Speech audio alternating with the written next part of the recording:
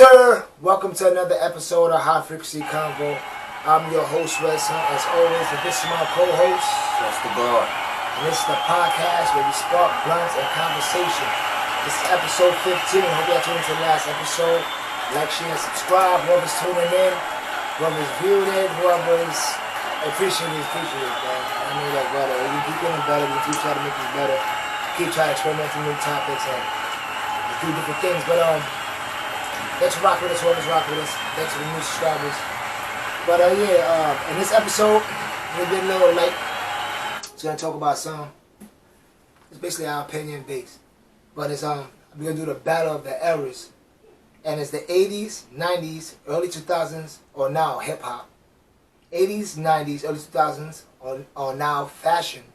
80's, 90's, early 2000s, or now movies. So the first one is 80's or 90's hip hop versus now. Which one is the best era and why? 80's, 90's, early 2000s, or now? Which was the best era of hip hop and why? I thought it was gonna be easy to do, but after I think about it, it's still hard for me. I think I got a pick, but I'm not really confident about it. What's the best era of hip hop? You have to say, and you see every era of hip hop. You literally see when the shit started, so this is perfect. I mean, like you literally see it until now. You literally see when it started and up to right now, the present point. So 80's. Damn, I'm gonna let you go first, but whatever. Why? It's funny. I was just talking about that shit yesterday. There's nothing like it. And I guarantee you, if you ask anybody, even rappers who are my favorite rappers from the 90's, because those are my favorite rappers, they're going to tell you the 80's. It was nothing like it.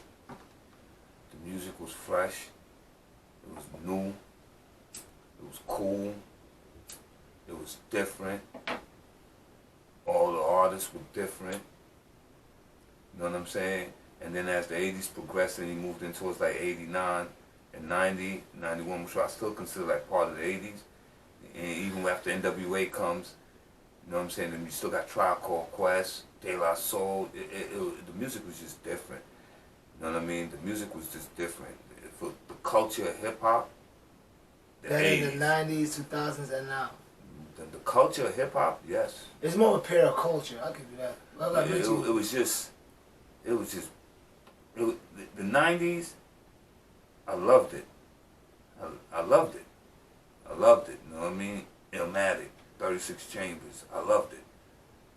But it was nothing like Slick Rick, G-Rap, Rakim, KRS-One. You know what I'm saying? Nothing like hearing Ice-T or hearing NWA for the first time, Digital Underground. It was, that right there ain't nothing. It was nothing like that. It was nothing. It was nothing like the DJs, the block parties.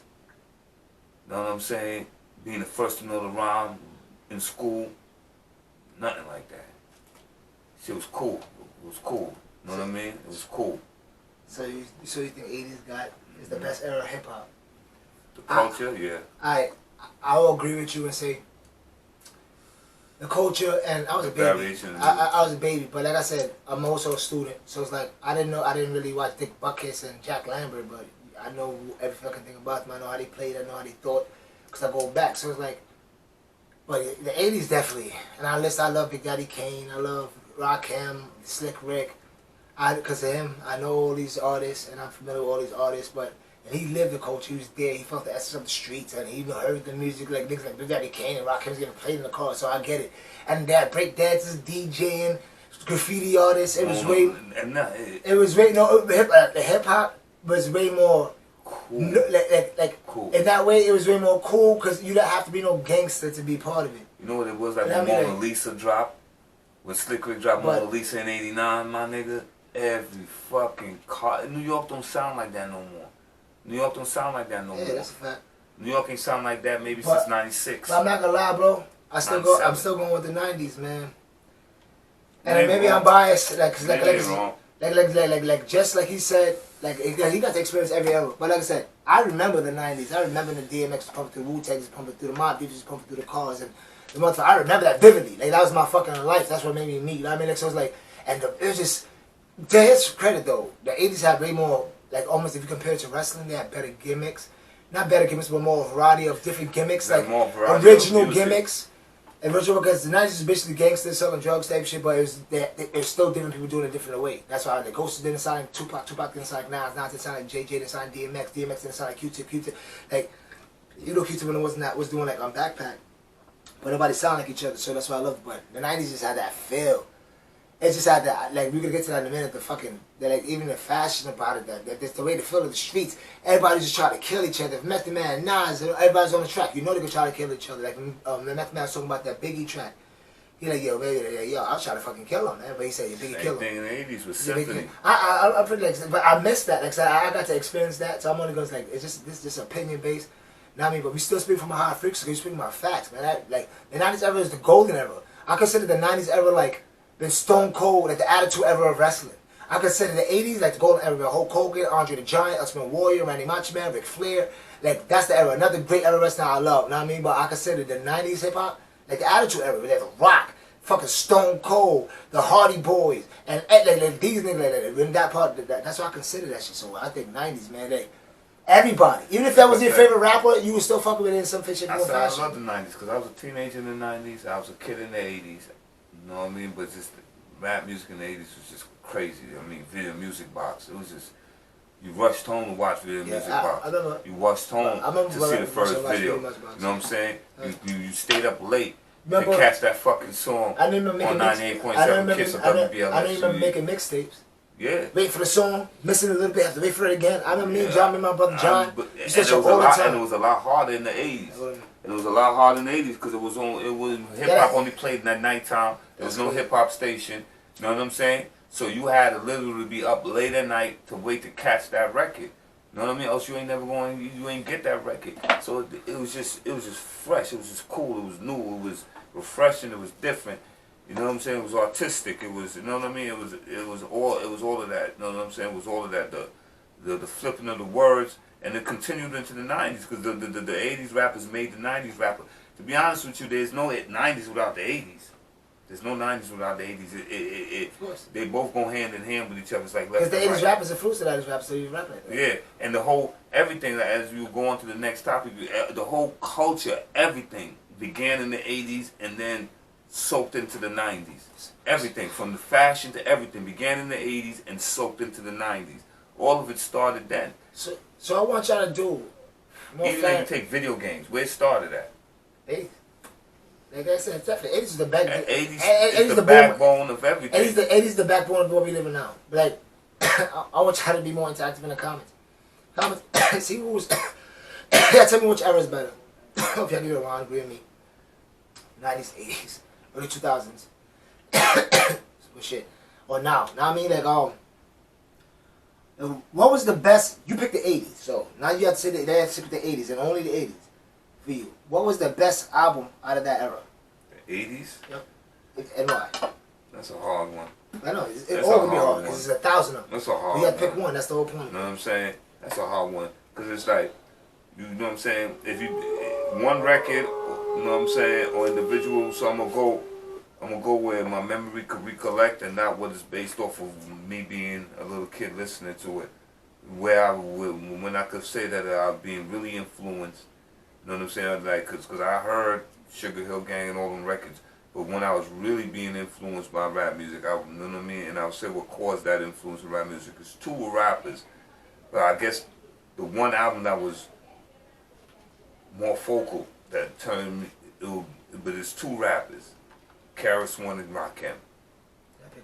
I know, but it was two of them. You know what I'm saying?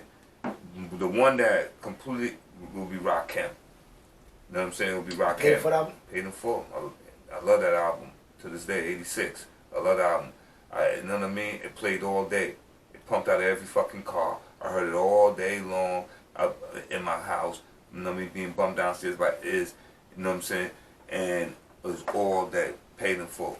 You know what I'm saying? Probably, you know what I mean? And I'm not, in my opinion, like, you know what I'm saying? And that's a hard one because there was a lot of great albums that came out in the 80s. But I'll say Paid in Full because it revolutionized the change. Rakim rhymed completely different than the way everybody rhymed.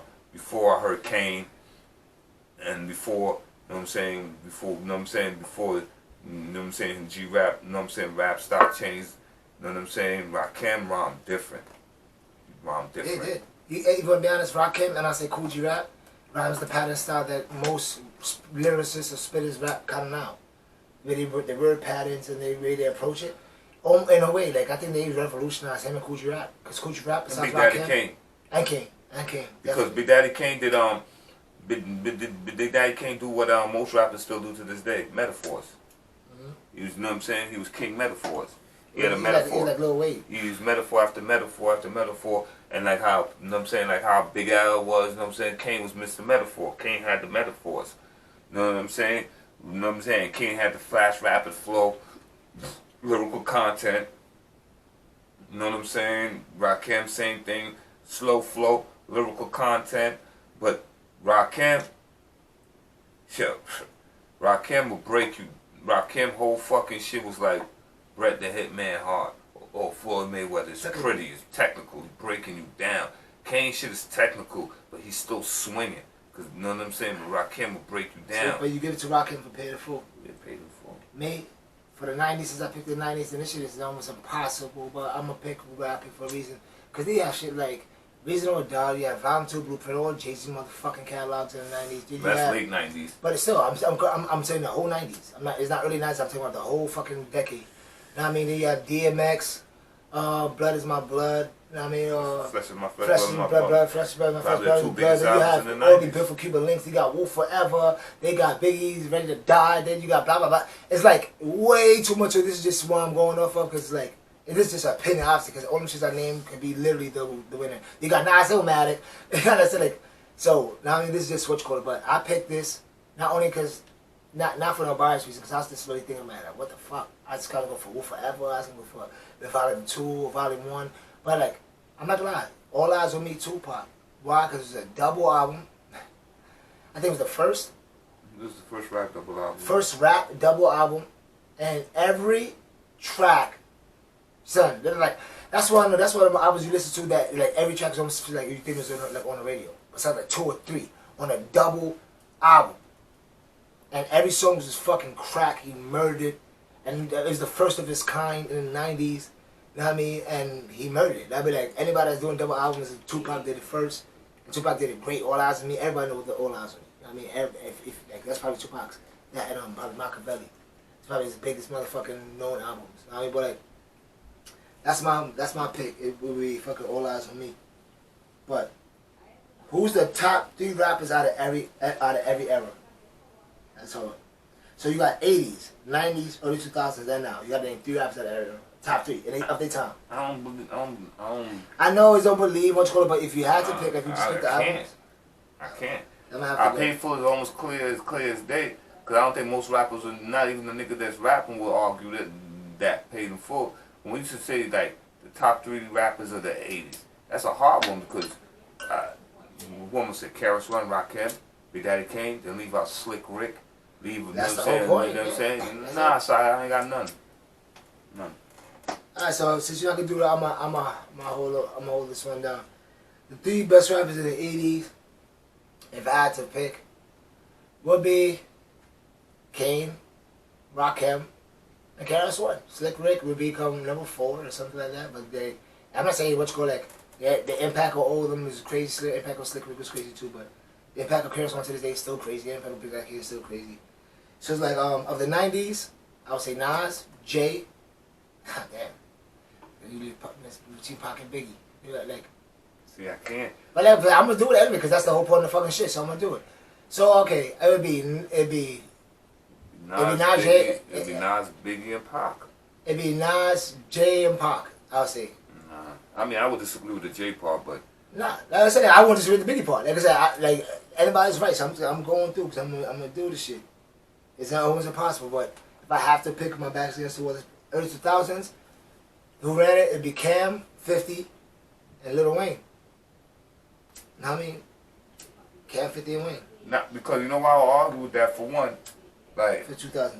And now, I mean, it all depends because like now, of course, it'd be Drake, Kendrick, and Cole. Even though I'm not a big Kendrick and Cole, Lil Baby, Drake, but Lil Baby too. But it'd be Drake, Kendrick, and Cole.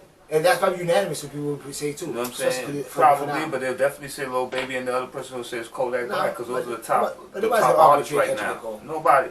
But like even, but nah, because like the biggest fucking rapper of the '90s, right?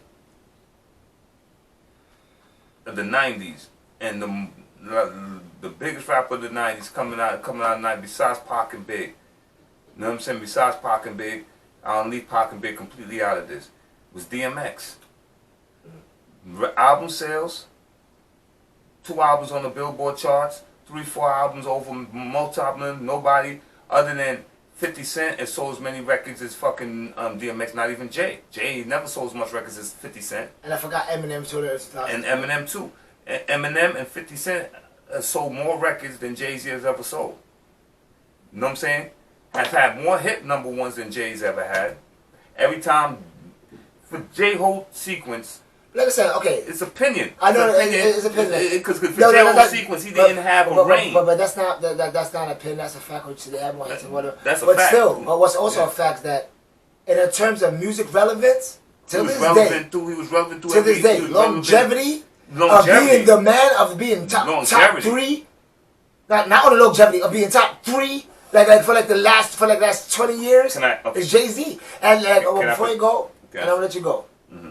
Yes, they have more Cole, but look at, keep it trill. Not 50, not M, not Nas, not none of these niggas. Tupac and Biggie, they passed away. They got murdered. So they got taken from early. But not even Ghost, not Ray, not none of these niggas had that much consistency. I agree with that. As long as Jay and making that kind of quality music and being known around the world, as including the niggas we just named, as one of the best rappers to ever do it. Nobody's ever did that shit. Actually, time out. Besides LL Cool J. I 100. Did for 20 years. I 100% agree with the consistency part of it. That's 100. I agree with that. 100. Not only consistency, the level. Let me. I don't disagree with the level. I'm never arguing Jay level of making music or Jay level of lyricism. Don't argue that at all. You know what I'm saying? But what I'm gonna say this is that internationally known around the world, that's not true. Because internationally known around the world, 50 is more known around in other countries, more countries, international and European countries than Jay is. Jay is domestically known. His records never went international. You know what I'm saying? And that's a fact. Hold up. So you think Jay-Z is domestically known? I think no. Listen to me. Let me finish. Everybody fuck around. Let me finish. Can I finish? I don't think Jay-Z's domestically known now. No. I think then, yes. Because those records weren't reaching outside of them. It's like, for instance. But hold up, but who, like, even like, what's like, be talking about, even in the motherfucking, let's say, Jay-Z started a little bit in the 80s. He wasn't doing shit. He just on some Sophie, jazz and Sophie shit. Yeah, 89. But he's planning to make his bones. Then he was in the 90s. Even though DMX was on top, that Wu-Tang was but he still had a fucking spot, top 5, top 4, top 3. I would disagree with that. Okay, in the 90s, 96. who the fuck is I'm just about to ask you that. I'm just about to ask you. No, rather than ask me, because I'm gonna ask you. In 96, right? Who's the top rappers in 96? The top 3 rappers in 96? DMX? No, not even, because X ain't even out yet. 98? You came out. 97, 98. In 96. The top rappers in Nas, 96. who's the top 3 rappers? Nas, Wu as a group. And third rapper. Biggie and Pac. Oh, before that, Biggie and Pac. I told you after they died. No, because they still alive. Okay. They still around. They just not being murdered and killed off. But you know what I'm saying? They still alive, yeah, around 95, Biggie, 96. Pac, Biggie, Pac, Nas, and you say Wu and Wu. Yeah, I'm gonna say Wu as a group. Yeah, Wu as a group. And I only say Wu as a group because 36 Chambers, Cuban Link, Takala album, and all these albums is explosive. So we say Wu as a group. That's 96. Jay-Z drops Reasonable Doubt. Yeah, that shit goes over everybody's head. All right. Yeah. We go to 97, 98. Yeah, that shit's so crap. I love Reasonable. That's one love of my it. albums. I fucking love Reasonable Doubt. My favorite album. Classic to me. Probably one of mine, if not my top 2. It's one of my top favorite albums. In my top 10, guaranteed. 97. 97, 98. Top rappers now. DMX. I won't say Lox is a group. 97, 98. Nas still, he's on the, I think Nas still. Nas still there. Yeah.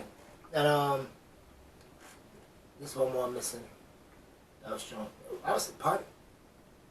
Was Pun coming? Yeah, Pun. Pun is like around like 98. Then he started coming in on this. Okay, around this time, 97, Jay-Z dropped The Streets Is Watching and Volume 1. Volume 1 is what you call that. Volume 1 crack. And The Streets Is Watching soundtrack is crack. The Streets Is Watching, The Streets Is Watching. Oh, that's The Streets Is Watching with the movie and the soundtrack that came with it. Oh, that's Marcy's son. Yeah. 98 now. 98, we know Hov. Volume 2 drops. That's what he But DMX still the man. They still the what? And Ja Rule still Ja Rule. I'll say Ja Rule. I'll say Eminem. I'll say Who's Eminem coming in now? Eminem is 98, 99. Yeah, but I'll say Jay at 98. I say Jay's up here now. That's why I said that. Jay comes now. Jay comes now. But while he's there, you still got Eminem, who probably, you're going to say Eminem and DMX is probably King fucking Jaffe Joe for right now. But that's what I'm trying to say. In every era, and Jay-Z went through some tough eras. Yeah, he did. Give him that. Give him that. Give him that. Every era to beg and to be one of the Hall of Fame niggas and niggas that give him respect, his peers give him respect, the world. So like, that's hard to do. To the other day, you know, what's one of the hardest albums? Like what's called? I fucked with the 444 album. I like that's the last Jay-Z shit I really like. Actually like, fuck. But that was just recent. I don't know how long ago it was. Like 3-4 years. That was a minute ago. That was a 5 minute years ago. ago. That was a minute ago because he done dropped Blueprint 3 after that. Yeah, I never heard Blueprint 3. If I'm not mistaken, I could be fucking wrong, but I think I'm not mistaken. Maybe. I am mistaken. He dropped the shit. No, he dropped the shit with him and Beyonce. The Carters. No, and then he dropped album after that. The Carters is alright, but like that's I like an R&B. That Carters fire. I actually like the Carters a lot. That's more of a like a duet R&B. I like the Carters a lot actually. The Carters is a pretty good album. Yeah, that's the first time I heard it in You and Rosie. But okay, so I need my top. I need my top 3 rappers out of every era. I stepped in the motherfucking challenge. He did it. You know what I mean? But I have to keep the show going. I still think Hova's top 10 though. Nigga, Hov could be top 5. It could be top 5.